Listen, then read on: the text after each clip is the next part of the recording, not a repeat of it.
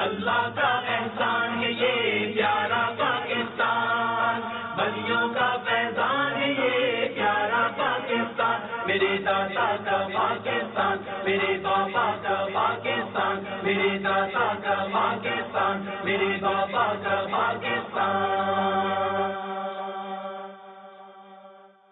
صلو علی الحبیب صلی اللہ تعالی علی محمد صلی اللہ تعالی علیہ وسلم۔ 14 اگست کے دن آج کا سلسلہ شروع کرنے جا رہے ہیں۔ پاکستان کا قومی ترانہ پڑھ لیتے ہیں۔ پاک سرزمین شاداب کشور حسین شاداب، تو نشان عزم عالی شان، ارض پاکستان مرکز یقین شاداب۔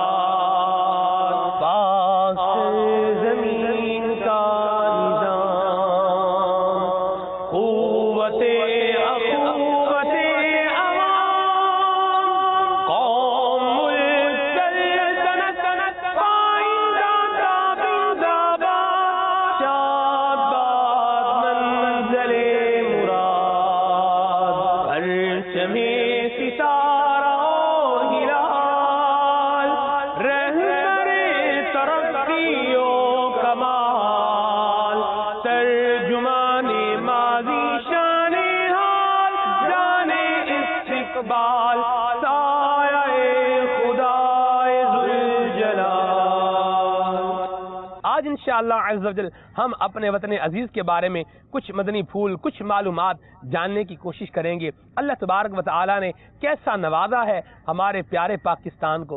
آج کے ہمارے سلسلے کا جو عنوان ہے وہ ہے اللہ کا احسان ہے یہ پیارا پاکستان۔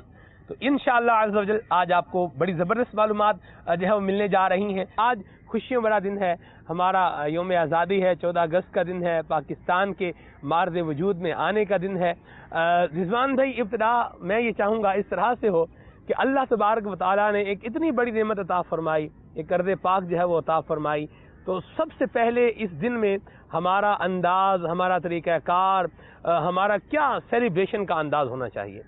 سب سے اسٹارٹ کے اندر نا میں جو بات کروں گا، اگر یہ بات حقیقی معنوں میں ہمارے جتنے بھی مدنی چینل کے ناظرین ہیں یہ انشاءاللہ سبجل اس کو اپنے دل کے آبگینے میں جو ہے وہ سجا لیں تو انشاءاللہ سبجل یہ ہمارا ملک پاکستان جو ہے نا یہ کہاں سے کہاں چلا جائے۔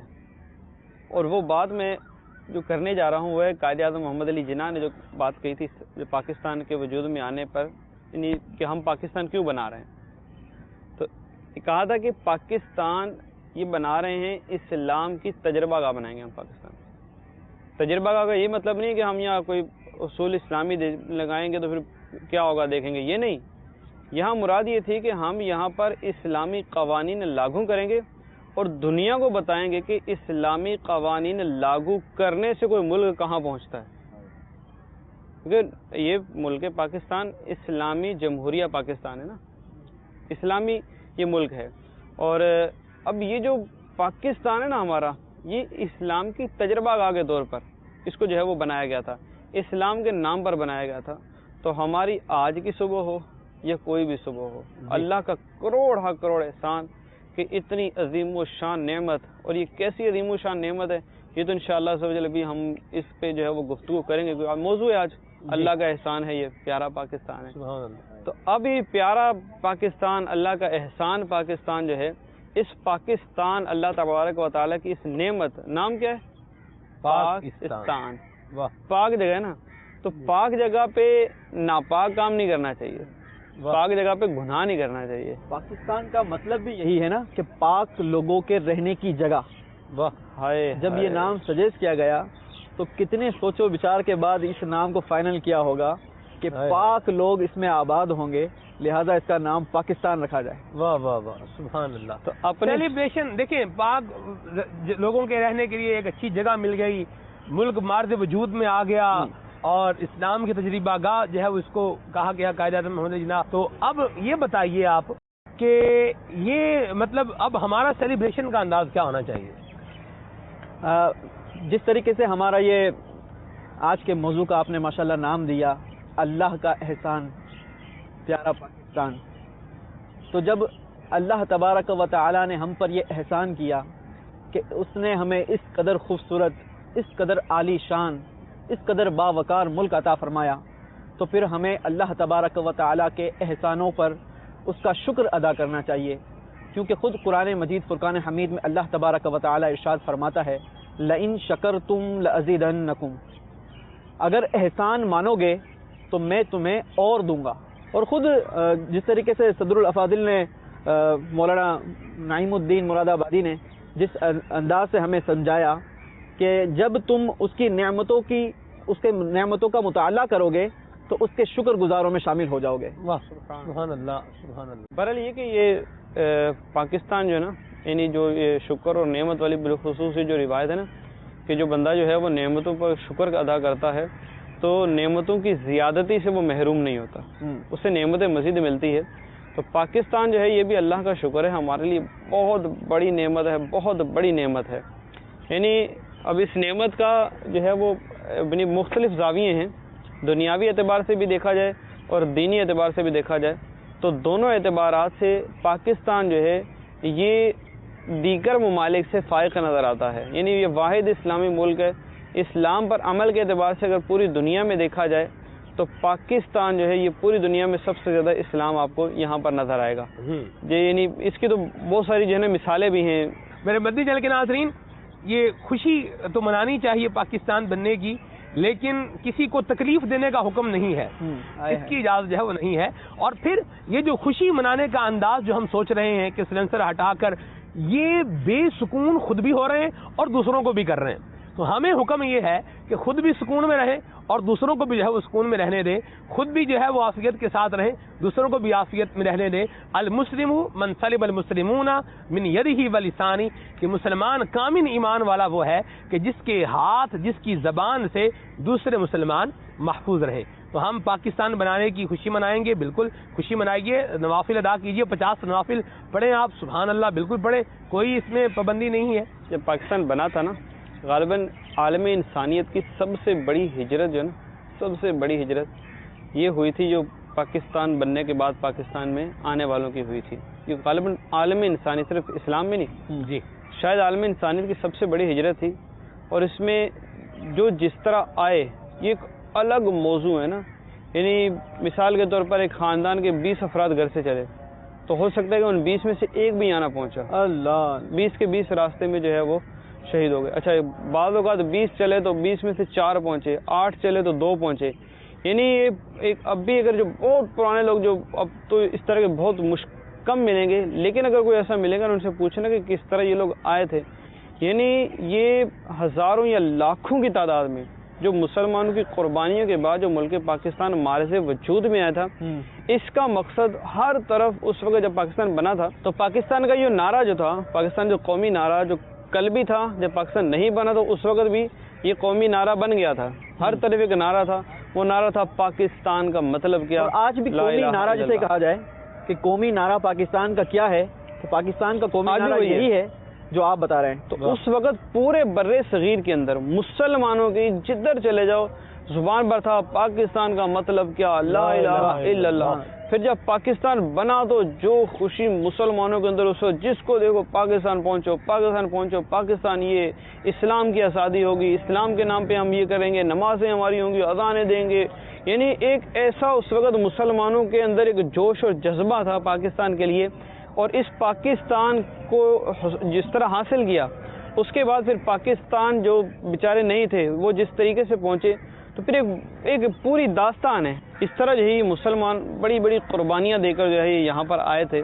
اب یہ جو مسلمان راستے میں شہید ہوئے، اور یہ بھی ظاہر سی بات ہے انہیں مشکلات کا سامنا کرنا پڑا، کچھ ہوا۔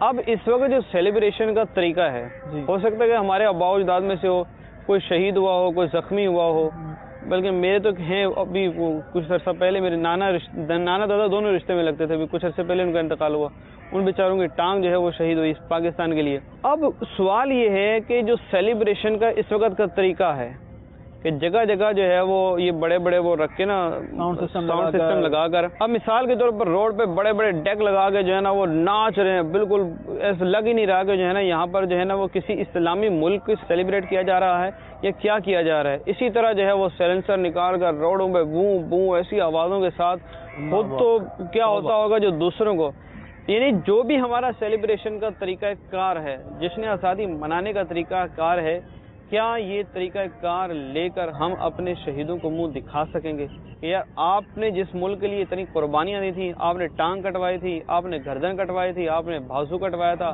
آپ کی آنکھوں کو پورے کا پورا خاندان لٹا دیا تھا، پورا خاندان لٹا دیا، یعنی ایسے ایسے واقعات ہیں کہ دل خون کے آنسو روتا ہے کہ کس طرح اس پاکستان کے حصول کے لیے انہوں نے جو ہے وہ قربانیاں دی تھیں۔ یہ غالباً اسلام کے نام پر اگر کوئی سلطنت بنی، اسلام کے نام پر، ایک مدینہ منورہ کی ریاست تھی، یہ اسلام کے نام پر قائم ہوئی تھی، اور اسلام کے نام پر اگر بات کی جائے تو دوسری ریاست یہ پاکستان، یہ خالصتاً اسلام کے نام پر بنائی گئی تھی، کسی اور مینی یہ نہیں تھا۔ یعنی جو قائد اعظم کا مشہور جو اس پاکستان بنانے کے اندر سب سے اہم کردار جس جملے کا ہے، اس جملے کا نام ہے دو قومی نظریہ۔ یعنی ہم ایک من حیث القوم اگر بات کیجیے تو ہم ایک الگ قوم ہے، کیونکہ اسلام جو ہے اس نے ہماری صرف ایک دو چیزوں میں جو ہے وہ ہماری رہنمائی نہیں کی کہ تم نے مسجد میں جا کے نماز کیسے پڑھنی ہے یہ بتایا، نہیں، اسلام نے ہماری پیدا ہونے سے لے کر نہیں، پیدا ہونے سے پہلے سے لے کر، جی ہاں، پیدا ہونے سے پہلے سے لے کر جو ہے اور مرنے کے بعد تک بھی ہماری رہنمائی کی ہے کہ پیدا ہونے سے پہلے کیا کرنا ہے، شادی کرنی، جیسے مثال کے طور پر ایک شادی کرنی ہے تو ایک وہ عورت ڈھونڈو کہ جو دیندار ہو، کیونکہ عورت کے جو وہ بھائی ہوتے ہیں ان کے اثر جو ہے وہ، یعنی ننیال کا اثر یہ بچوں پر آگے رہتا ہے۔ اسلام تو وہ پیارا مذہب ہے، تو اب یہ جو اسلام کے نام پر، کسی اور نام پر نہیں، اسلام کے نام پر ہم نے یہ ملک پاکستان حاصل کیا تھا کہ یہ ایک الگ قوم ہے، اور اس قوم کے لیے جہاں پر یہ ان کو اسلام کی آزادی ہوگی، اسلام کے نام پر جو اسلامی حقیقی تعلیمات ہیں یہ جو ہے وہ ان پر بآسانی عمل کر سکیں گے۔ یہ تھا ہمارا ہمیں اسلامی تہوار کی آسانی ہوگی، ہمیں نمازوں کی آزادی ہوگی، ہمیں جو ہے وہ جسے کہیں کہ اسلامی ہر اس بات کی آزادی ہوگی جس کی ہمیں شریعت اجازت دیتی ہے۔ جس نام سے ہم نے اس ملک کو حاصل کیا، دراصل ہم اس کو بھلا کر کسی اور راہ پر جو ہے وہ ہم نکل پڑے، اور معاشرے میں اگر آپ نظر دوڑائیں تو پاکستان کی خصوصیات کے بجائے اس کے جو ہے وہ سمجھے کہ شکایتوں پر بات کی جاتی ہے، لیکن یہ اس بات پر ذرا سا غور کریں کہ دنیا میں شاید ایسے مشکل سے ہی لوگ ہوں گے، ایسی مشکل سے ہی کوئی قوم ہوگی جو اپنے اوپر جو ہے وہ تنقید کر رہی ہوتی ہے، اپنے ملک کے اوپر تنقید کر رہی ہوتی ہے، اپنی ملک پر جو ہے وہ جسے کہیں کہ اس نے پورا اس کو نشانہ بنایا ہوا ہوتا ہے۔ اچھا، اس کی بیسک وجہ کیا ہے کہ ہم صرف جو ہے اس کی خامیوں پر نگاہ گاڑے ہوئے ہیں، ہم اس کی خصوصیات کو بھول گئے۔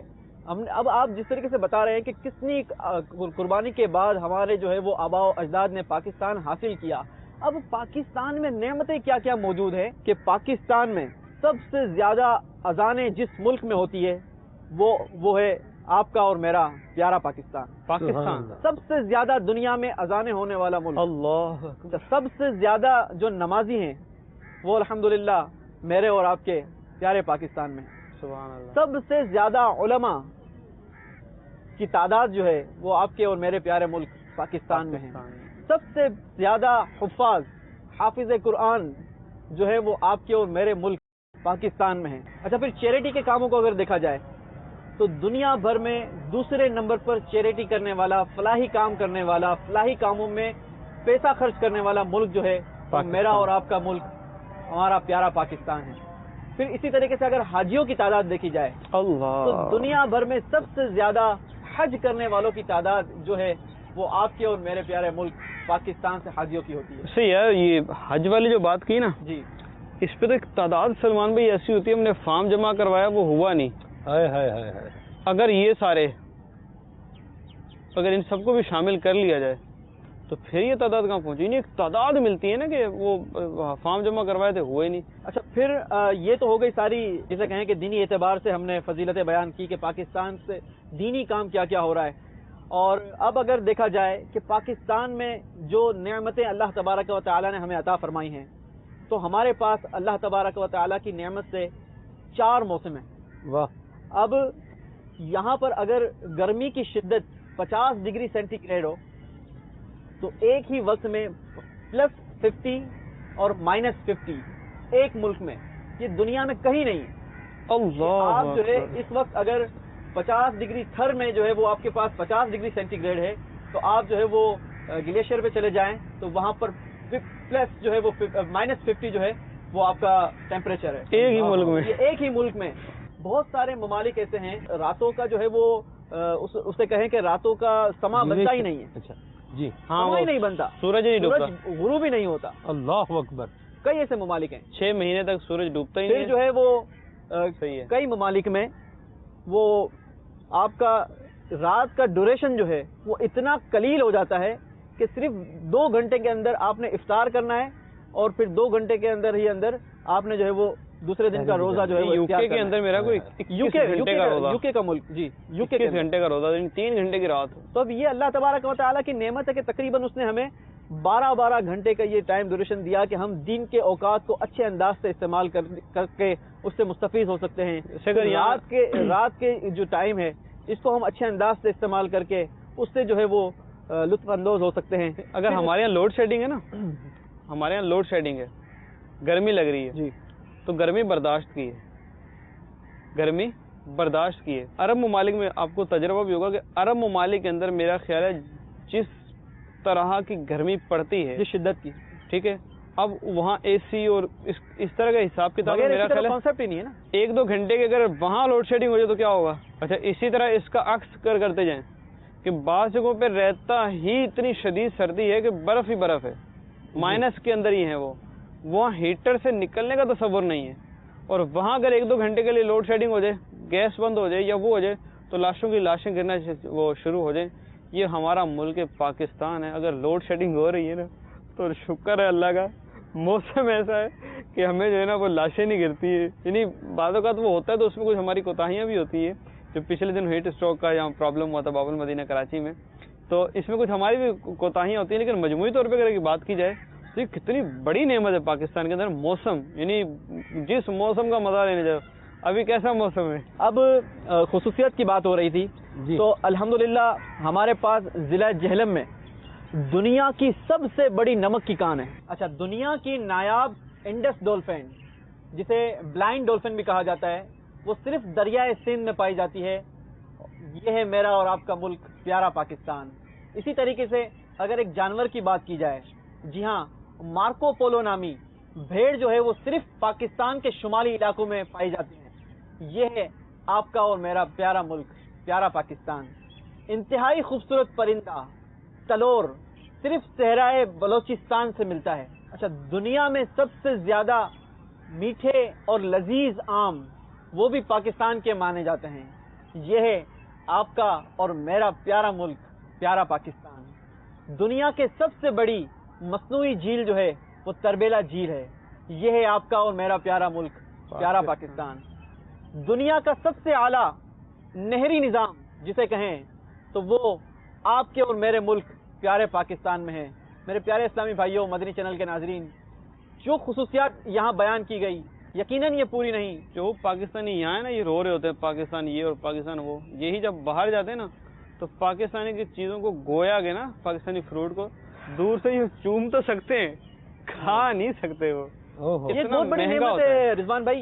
یہ ریئلائز سچی بات ہے کہ پاکستان سے دور ہو کر ہی ہوتا ہے کہ جب آپ کچھ دنوں کے لیے آپ بیرون ملک چلے جائیں نا تو وہاں جا کر آپ کو جو ملک کی یاد آتی ہے. مجھے یاد ہے کہ جب میں اپنی زندگی کا میں نے پہلا سفر کیا تھا اور بیرون ملک میں گیا تھا، اور جب میں پاکستان پھر میں نے کراچی جب لینڈ کیا اور ایئرپورٹ سے باہر نکلا نا تو یہاں کی جو گرم ہوا جب میرے جسم کو لگی تو مجھے ایسا لگا کہ کسی نے مجھے اپنی باہوں میں لے لیا. اور جو سکون اور جو فرحت اور جو خوشی مجھے اس وقت محسوس ہوئی نا، وہ یقین جانے کے جسے کہیں نا کہ وہ لفظوں میں بیان نہیں کر سکتے. یہ تو ہے، یہ کہتے بھی ہیں کہ جب وہ بلکہ جہاز میں بھی ہوں نا، اب پہلے یوکے یورپ سے کہیں سے بھی آ رہے ہوں، لیکن جب آپ کو پتہ چلتا ہے نا کہ آپ کا جہاز پاکستان میں انٹر ہو گیا ہے تو ایک جسم کی کیفیت اور وہ نا دل کی کیفیت ہی بدلنے لگ جاتی ہے.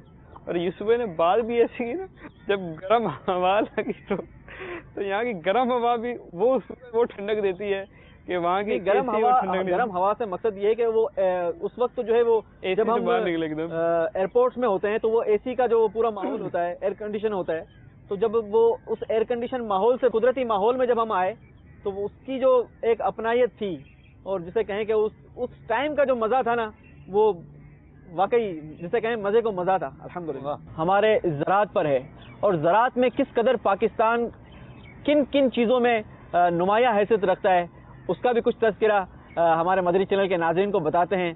کہ بالکل بتائیں گے, ضرور بتائیں گے, اس کو شامل کریں گے. لیکن یہاں پر ہم ایک مدنی گلدستہ جو ہے وہ شامل کیے لیتے ہیں کہ پاکستان بنانے میں علماء اہل سنت اور مساجد نے کیا جو ہے وہ کردار ادا کیا. بہت پیارا مدنی گلدستہ ہے, آئیے مل کر دیکھتے ہیں. صلو علی الحبیب صلی اللہ تعالی علی محمد صلی اللہ تعالی علیہ وسلم. 1946 کے اندر بنارس کے اندر ایک کانفرنس ہوئی, آل انڈیا سنی کانفرنس, جو سنی علماء کی وہ بنی ہوئی تھی صدر الافاضل علیہ رحمہ کے زیر اہتمام. بنارس کے اندر یہ آل انڈیا سنی کانفرنس منعقد کی گئی بنارس کانفرنس کے نام سے. 500 مشائخ, 7,000 علماء اور 2 لاکھ افراد نے اس میں شرکت کی. واہ, 2 لاکھ افراد نے شرکت کی. اور ان میں 500 مشائخ ایک بھی ہوتا ہے نا تو بعض اوقات اس کے 1 لاکھ مرید ہوتے ہیں. جیسے انہی کے اندر پیر سید جماعت علی شاہ صاحب رحمۃ اللہ علیہ, یہ تحریک پاکستان کے اکابرین میں سے بھی ہیں. سنی علماء کے اندر بھی عظیم نام ہے ان کا, سید جماعت علی شاہ صاحب رحمۃ اللہ علیہ. لاکھوں کی تعداد میں ان کے مرید اور چاہنے والوں کی تو تعداد شمار سے باہر, یہ بھی اس کانفرنس کے اندر شریک, اور اس طرح کے بڑے بڑے علماء شریک. 1946 کے اندر اپریل کے اندر یہ کانفرنس ہوئی. اس کے اندر یہ باقاعدہ مطالبہ کیا گیا کہ آل انڈیا سنی کانفرنس متفقہ طور پر یہ قرارداد منظور کرتی ہے کہ ہم پاکستان کا مطالبہ کرتے ہیں اور پاکستان کے وجود میں آنے کی بھرپور تائید کرتے ہیں. یہ تمام کے تمام لوگوں نے اس کو متفقہ پاس کیا. اب 2 لاکھ افراد تو جمع ہوئے, اور اس زمانے میں 2 لاکھ افراد کا جمع ہونا اتنا آسان نہیں تھا. 2 لاکھ جمع ہوئے تو اس کا مطلب ہے کہ 1 کروڑ سپورٹر ساتھ موجود ہوں گے. تو یہ جو کانفرنس ہوئی, اور یہ وہ زمانہ تھا, یہ 1945-46 اثر میں وہ زمانہ بنتا جس میں یہ الیکشن ہوئے تھے کانگریس کے, مسلم لیگ کے, اور اس میں بڑا جو ہے ایک ولولہ تھا. یعنی بیسیکلی پاکستان وجود میں آنے کے پیچھے بہت بڑا رول جو ہے وہ اس الیکشن کا تھا, کہ اس کی وجہ سے مسلمانوں کی پاور, مسلمانوں کی طاقت, مسلم لیگ مسلمانوں کی جو ہے وہ ایک ہی نمائندہ جماعت ہے, یہ ساری چیزیں سامنے آئی تھی. اس لیے پاکستان بننا تب تھا کہ اگر اب اس موقع پر مسلمانوں کی قوت ایک جگہ پر ظاہر ہوتی تو یہ 45 اور 46 کا جو ڈیوریشن بنتا ہے, اس کے اندر یوں آپ کہہ لیں کہ صدر الافاضل علیہ رحمہ کی جو زندگی تھی اس زمانے کے اندر آپ کو سوائے پورے ہندوستان کے اندر سفر کر کے قیام پاکستان, نظریہ پاکستان اور تحریک پاکستان, اس کے علاوہ آپ کا کوئی موضوع سخن نہیں تھا. یہ پورا عرصہ آپ کا اسی کے اندر گزرا. محدث اعظم ہند مولانا محمد محدث کوچھوچوی رحمۃ اللہ علیہ, وہ اسی جو ہے وہ کام کے اندر ہے. ایون کہ بڑا میں نے ایک دلچسپ واقعہ پڑھا, بریلی شریف کے اندر 1946 کے اندر ایک اجلاس ہوا آل انڈیا سنی کانفرنس کا. اب یہ 1946 ہے, 47 میں پاکستان بنا ہے. وہاں پر بریلی شریف کا عرس تھا, اعلیٰ حضرت علی رحمہ کا عرس تھا. اب اس عرس کا عنوان بتا گیا تھا, اس کا عنوان تھا عرس رضوی اور قیام پاکستان. واہ, اس کا عنوان ہی یہ تھا. بریلی شریف کے اندر عرس رضوی کا عنوان یہ تھا. اور وہاں جو اجلاس ہوا وہ بہت بڑا, اس میں لوگوں کی شرکت تھی. اس میں عرس تھا, اس پہ بھی بہت سارے لوگوں کی شرکت تھی. اس کے باہر جو کھانے پینے کے اسٹال لگے ہوئے تھے, اس میں ایک اسٹال کا نام تھا حامدی پاکستان ہوٹل, اور ایک کا نام تھا رضوی پاکستان ہوٹل. اور اس عرس کے موقع پر, اعلیٰ حضرت کے عرس کے موقع پر ہمیشہ پورے ہندوستان سے علماء جمع ہوتے ہیں.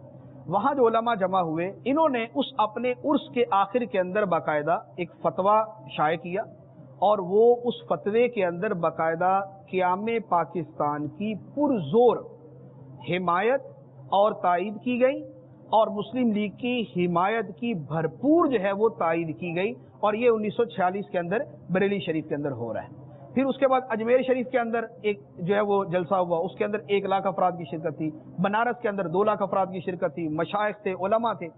تو پاکستان جو وجود میں آیا ہے یہ عوام کی کوششوں سے آیا، عوام کی کوشش، اور عوام جو ہے وہ کوئی دنیا کے کسی جداگانہ کونے گوشے میں نہیں رہتی. عوام وہی تھی جو مشائخ سے مربوط تھی، جو علماء سے مربوط تھی، علماء کے پیچھے تھی، مشائخ کے پیچھے تھی.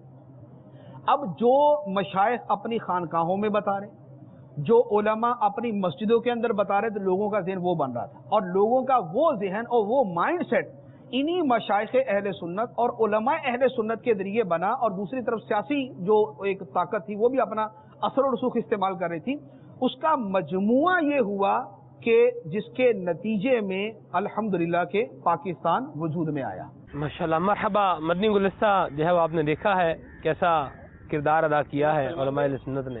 یہ اندازہ لگائیں اس سے کہ جب مسلمان علماء سے وابستہ ہوں، جب مسلمان مساجد میں نمازیں پڑھنے والے ہوں، اس وقت جو مسلمانوں کے پاس نظام تھا نا وہ تھا علماء، اور علماء کے ذریعے مساجد.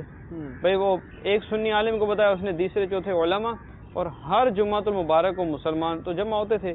یعنی اس وقت بمبئی کی جامع مسجد میں 25-30 ہزار نمازی، پھر اس طرح مرکز الاولیاء جگہ جگہ جو ہے یہ مسلمان. تو پتہ چلا کہ اگر آج بھی مسلمان جو صحیح العقیدہ خوش عقیدہ جو سنی علماء ہیں، ان سے اگر اپنی وابستگی کو جو ہے وہ قائم کر لیں، مساجد میں نمازیں پڑھنے والے بن جائیں. اب تو وہ جمعہ پڑھنے اس ٹائم جاتے ہیں، بلکہ گھر والوں کو بھی ترغیب دے کر جاتے ہیں کہ یعنی بچوں کی ابھی سے تربیت کر رہے ہوتے ہیں کہ جب وہ خطبے کی اذان آئے گی نا اس ٹائم گھر سے نکلنا ہے. حالانکہ جس مسجد میں آپ کو نماز پڑھنی ہے وہاں پر جب پہلی اذان جمعہ ہوئی تو آپ پر جمعے کے لیے تیاری کرنا، اس کی سعی کرنا جو ہے یہ واجب ہے. اب آپ جو ہے نا وہ بیٹھے ہوئے ہیں وہاں پر، وہ خطیب صاحب کا بیان ہو رہا ہے وہ بھی ختم ہو گیا، اس کے بعد جب اینڈ ٹائم پہ جب جمعے کی جو جماعت کھڑی ہونی اس ٹائم پہنچنا ہے.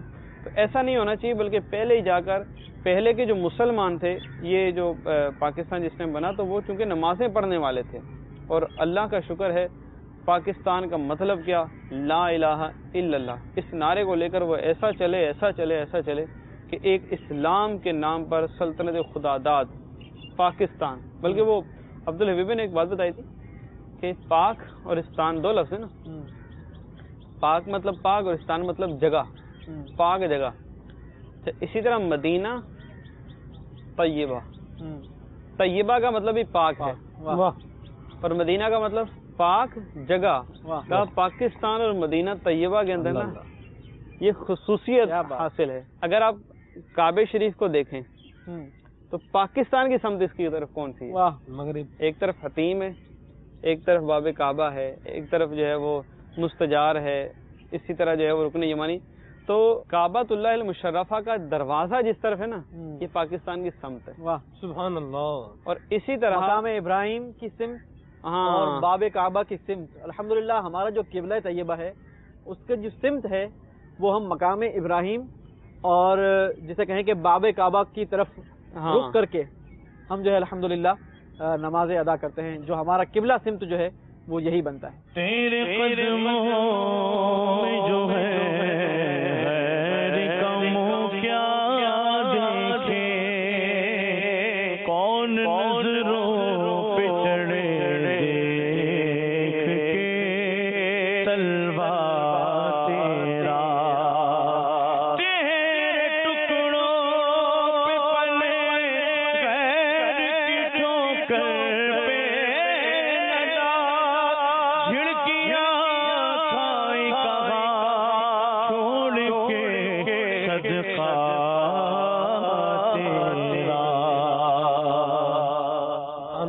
سبحان اللہ. کیسا ملک، کیسا پیارا ملک اللہ تبارک و تعالیٰ نے ہمیں عطا فرمایا ہے. اس کی زراعت کے حوالے سے ہمارے یوسف بھائی ہمیں کچھ بتانے جا رہے ہیں. یہ یوسف بھائی کیا فرمائیں گے؟ پاکستان چونکہ اس کی معیشت کا زیادہ تر دار و مدار جو ہے وہ زراعت پر مبنی ہے، اور پاکستان چونکہ ایک زرعی ملک ہے، یہاں کی زمین زرخیز ہے اور بڑے ہی قابل فخر، قابل تحسین ہمارے کسان بھائی ہیں جن کی محنت اور اللہ تبارک و تعالیٰ کی رحمت سے پاکستان کو دنیا میں زراعت کے حوالے سے بھی ایک مقام حاصل ہے، جس کا اندازہ آپ کو ان معلومات سے ہوگا کہ الحمدللہ پاکستان جو ہے وہ کپاس کی پیداوار میں دنیا کا چوتھے نمبر پر کپاس پیدا کرنے والا ملک، جسے کہیں کہ کپاس جہاں پیدا ہوتی ہے اس کا چوتھا نمبر جو ہے وہ پاکستان ہے۔ یہ ہے میرا اور آپ کا پیارا ملک، پیارا پاکستان کا احسان ہے یہ پیارا پاکستان، ولیوں کا فیضان ہے یہ پیارا پاکستان، میرے داتا کا پاکستان، میرے باپا کا پاکستان، میرے غازی کا پاکستان، میرے فرید کا پاکستان۔ یہ جو کلام پڑھا گیا، میرے باپا کا پاکستان، میرے داتا کا پاکستان، یعنی باب المدینہ کراچی سے چلیں تو عبداللہ شاہ غازی، میرے غازی کا پاکستان، وہاں سے آگے چلیں عبد الوہاب جیلانی رحمۃ اللہ تعالی کا پاکستان، وہاں سے چلیں تو لال شہباز قلندر رحمۃ اللہ تعالی کا پاکستان، وہاں سے سکھر ملتان تو پھر مدینہ الاولیاء، ادھر تو اولیاء کرام کا پاکستان، پھر سردار آباد چلے جائیں تو مولانا سردار احمد صاحب رحمۃ اللہ تعالی کا پاکستان، مرکز الاولیاء چلے جائیں تو میرے داتا کا پاکستان، اور اس طرف جائیں تو وہ گجرات پہنچے تو مفتی احمد یار خان نعیمی رحمۃ اللہ تعالی کا پاکستان، شہاب الدین غوری رحمۃ اللہ تعالی کا پاکستان، تو پھر مہر علی شاہ صاحب رحمۃ اللہ تعالی کا، پورے ملک میں گھومے، جدھر بھی چلے جائیں نا اولیاء کا فیضان پاکستان، ولیوں کا فیضان ہے یہ پیارا پاکستان، اللہ کا احسان ہے یہ پیارا پاکستان، میرے داتا کا پاکستان، میرے باپا کا پاکستان، میرے فرید کا پاکستان، جذبوں کی تنویر حسین خوابوں کی تعبیر، پاک وطن کی پاک زمین الفت کی تصویر، عزم عالی شان ہے عزم عالی شان ہے پیارا پاکستان، اللہ کا احسان ہے یہ پیارا پاکستان، ولیوں کا فیضان ہے یہ پیارا پاکستان، میرے دادا کا پاکستان، میرے باپا کا پاکستان، میرے غازی کا پاکستان، میرے فرید کا پاکستان۔ بات چل رہی تھی زراعت کے حوالے سے، جی، تو الحمدللہ پاکستان کا شمار گندم پیدا کرنے والے ممالک میں دنیا کا 8واں ملک، یہ ہے میرا اور آپ کا پیارا پاکستان۔ پھر اگر بات کی جائے گنے کی، تو گنے کی پیداوار کے حوالے سے دنیا کا 9واں نمبر، سب سے زیادہ گنا جہاں پر گنا کاشت کیا جاتا ہے اور گنے کی پیداوار جہاں ہوتی ہے، اس کا 9واں نمبر پوری دنیا میں، یہ ہے میرا اور آپ کا پیارا ملک، پیارا پاکستان۔ اب اگر بات کی جائے آم کے حوالے سے، تو آم کی پیداوار میں دنیا کا 5واں نمبر الحمدللہ وہ ہے آپ کا اور میرا پیارا ملک، پیارا پاکستان۔ کھجور کی اگر بات کی جائے تو دنیا میں سب سے زیادہ پیداوار کے حوالے سے کھجور پیدا کرنے والے ممالک میں پاکستان کا جو نمبر آتا ہے وہ ہے 7واں نمبر، یہ ہے میرا اور آپ کا پیارا ملک، پیارا پاکستان۔ بات کی جائے اگر کینو کے حوالے سے دنیا بھر میں جو ہمارا نمبر آتا ہے، جو ہمیں شمار کیا جاتا ہے، وہ نمبر ہے 11واں، یہ ہے میرا اور آپ کا پیارا ملک، پیارا پاکستان۔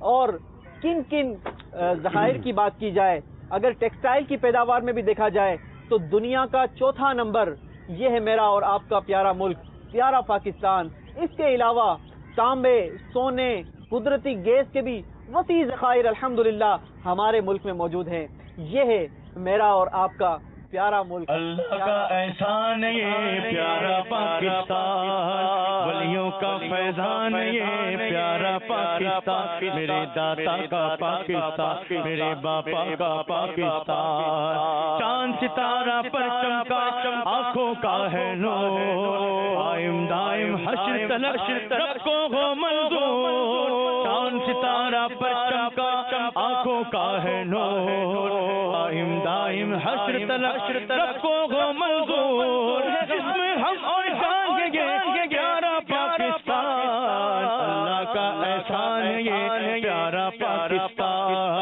ولیوں کا فیضان ہے یہ پیارا پاکستان، میرے داتا کا پاکستان، میرے باپا کا پاکستان، میرے فرید کا پاکستان، میرے غازی کا پاکستان۔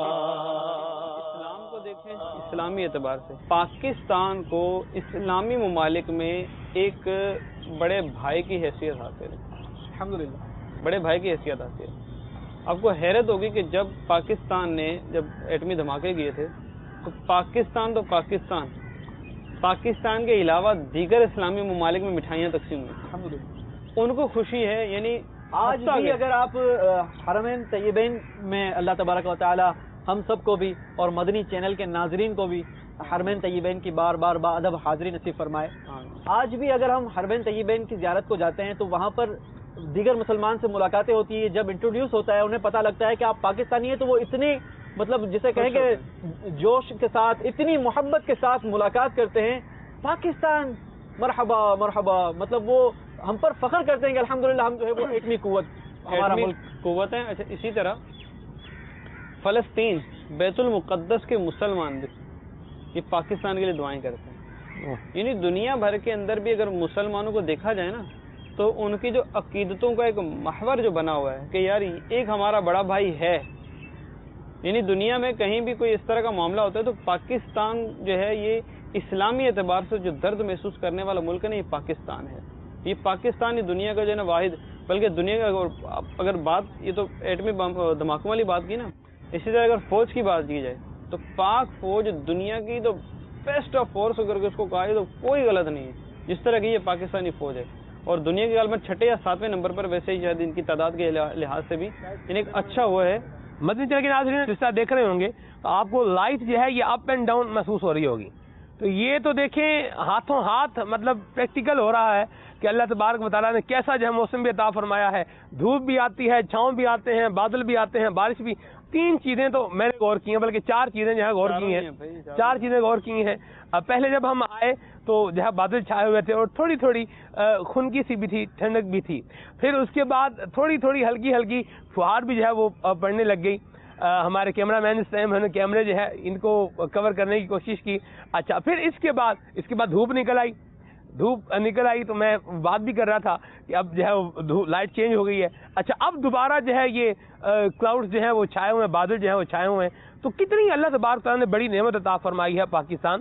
تو میرے مدنی چینل کے ناظرین ہمیں چاہیے کہ ہم اپنے اس ملک کی، اپنے اس وطن کی حفاظت کریں اور اس کی بہتری کے اندر، اس کی ترقی کے اندر اپنا کردار ادا کریں. دعوت اسلامی کا مدنی ماحول ہمیں نہ صرف پاکستان کے متعلق معلومات دے رہا ہے بلکہ how to be a good Pakistani, کس طرح ہمیں ایک اچھا پاکستانی بننا ہے، کس طرح سے ہمیں اپنے ملک پیارے پاکستان کا دنیا کے اندر ایک اچھا امیج جو ہے وہ پورٹریٹ کرنا ہے. اس حوالے سے بھی ہماری رہنمائی کر رہا ہے. آئیے دعوت اسلامی کے مدنی ماحول سے وابستہ ہو جائیے اور ایک اچھے پاکستانی، تعمیری جو ہے وہ سوچ رکھنے والے پاکستانی بنیے. انشاءاللہ خیر ہوگی، عافیت ملے گی، بہتری نصیب ہوگی. یوسف بھائی مزید کیا ارشاد فرمائیں گے، کیا معلومات مزید دے رہے ہیں آپ؟ تو ایک بہت ہی خوبصورت اور بہت ہی پیارا اللہ تبارک و تعالیٰ کا تحفہ جو پاکستان کو عطا ہوا.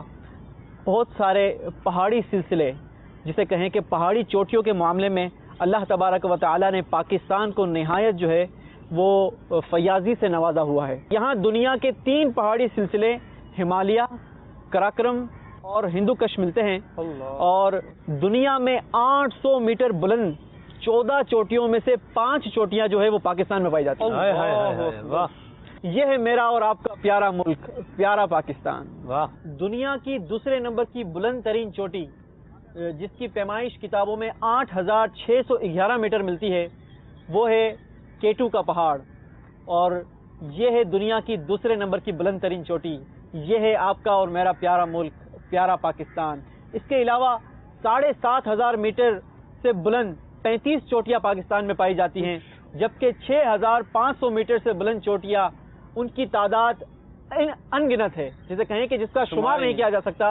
اتنی تعداد میں اللہ تبارک و تعالیٰ نے ہمیں یہ نعمتیں عطا فرمائی. اچھا پھر اس کے ساتھ ساتھ گلیشیئر، پہاڑی علاقوں میں پائے جانے والے برف کے جو بڑے بڑے پہاڑ جسے گلیشیئر کہا جاتا ہے، اور اسے برف کے دریا سے اگر تشبیہ دی جا سکتی ہے کہ اگر ہم اسے کہیں کہ پانی کو اسٹروک کرنے کا ایک بہت خوبصورت اور قدرتی ذریعہ یہ اللہ تبارک و تعالیٰ نے ہمارے ملک پیارے پاکستان کو عطا فرمایا، جو کتبین کے علاوہ دنیا کے کسی بھی مقام میں اتنے طویل گلیشیئر نہیں پائے جاتے.